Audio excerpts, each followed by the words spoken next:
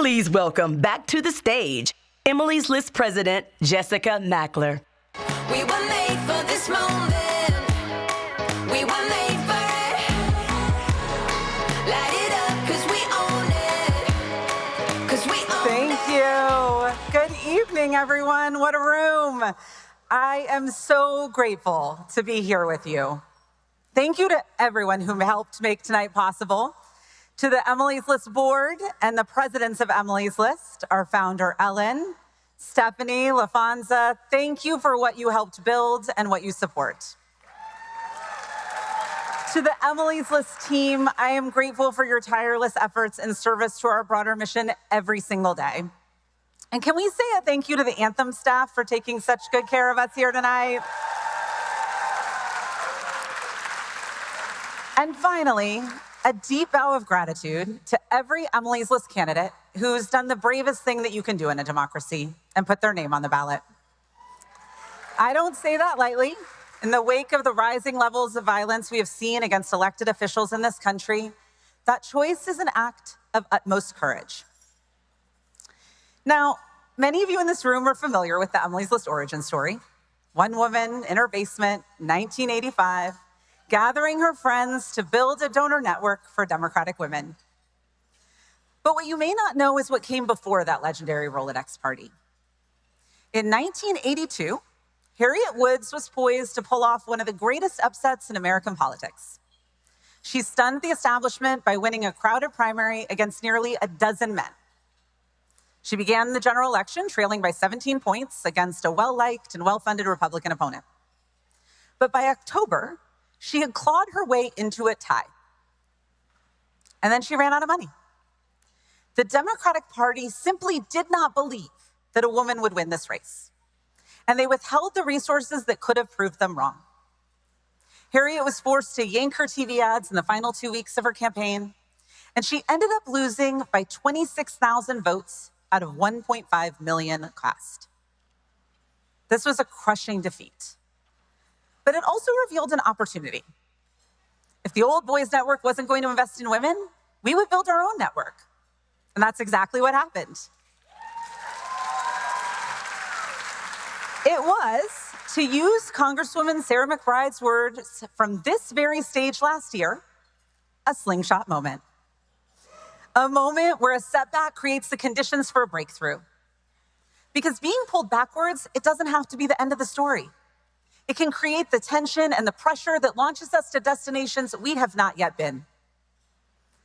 I've thought about that a lot this past year, especially as I've watched the progress made by generations torn down in a matter of weeks and months. It has been painful to witness. But I've also been energized this past year by the countless women who've stepped forward into the fight, to organize, put their names on the ballots, to fight for us.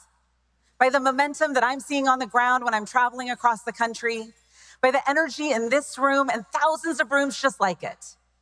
This has the potential to be a slingshot moment.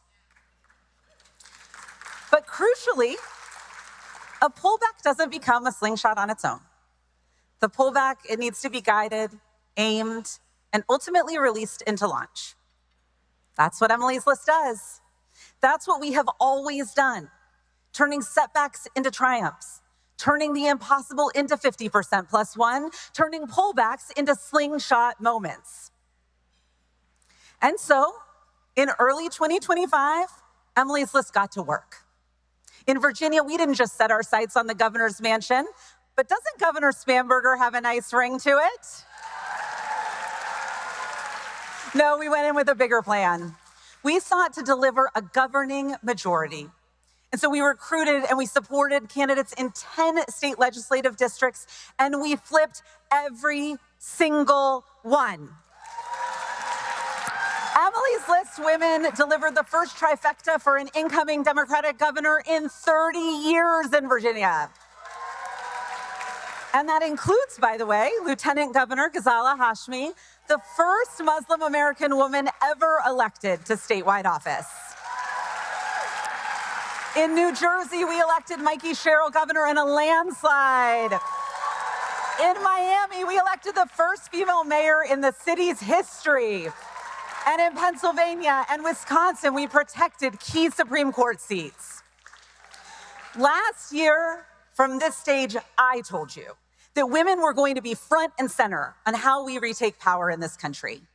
And I'm here to tell you tonight two things. We delivered on that promise, and we are just getting started. That's right, we are just getting started. Because there's no resting on these victories. There are larger battles ahead. And that is why, through our Mission Majority Initiative, we are targeting congressional districts in every corner of the country. Districts at the very heart of the battlefield, and districts that haven't been on the map for Democrats even a few cycles ago. Make no mistake, women are going to once again deliver the House majority for Democrats. And a Democratic Senate majority is in play today because women have stepped up to run from coast to coast, from Alaska to South Carolina to Michigan and Minnesota. But we are not going to stop there. We're not going to stop with Congress because we have to build power in the states.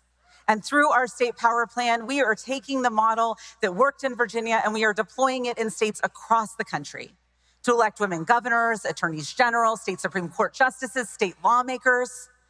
And when we are done, and when November comes and those votes are counted, Donald Trump is going to spend the last 2 years of his presidency staring down the most powerful group of Democratic women this country has ever seen. Women like Jasmine Baines, a family doctor in California, running in one of the top targeted districts in the state. Women like Jessica Killen, an U.S. Army captain, competing in a Republican district that saw one of the largest swings towards Democrats last cycle. Women like Sherilyn Stevenson, our mountain Democrat from Kentucky, and Katie Padilla-Stout deep in the heart of Texas. Leela Gray and Pia Dandia in Florida, and Lindsey James in Iowa. Women like Juliana Stratton, a mom of 4, and lifelong public servant who is poised to become Illinois' next United States Senator. There will be women holding gavels in the House majority and using them to check the president's power. Women holding seats on state Supreme Courts and enforcing the law to restrain his overreach. Women attorneys general taking him to court. This is what it looks like on the other side of a setback. These are the destinations we can reach when we harness the pressure and the tension of a pullback. This is our slingshot moment.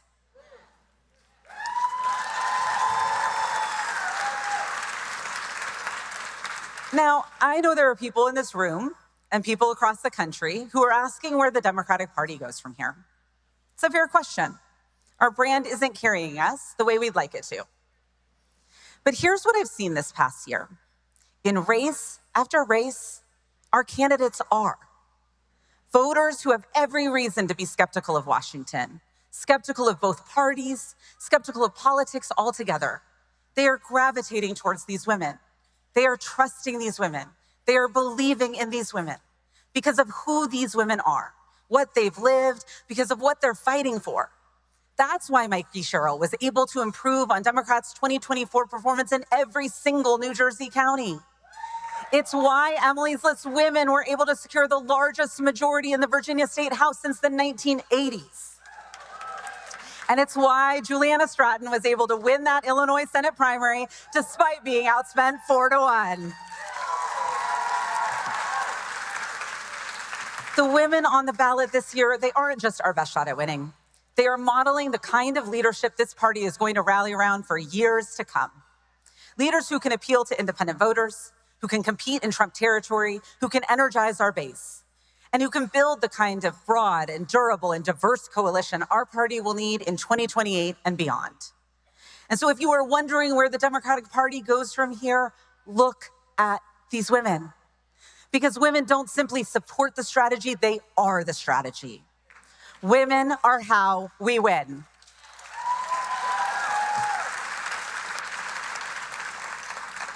I've been thinking a lot lately about what it means to be in this moment together.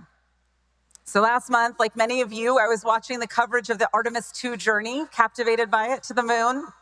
And I was struck by something that astronaut Christina Koch said when she returned to Earth. She was asked about her crew, and she said, "A crew is a group that's in it all the time, no matter what.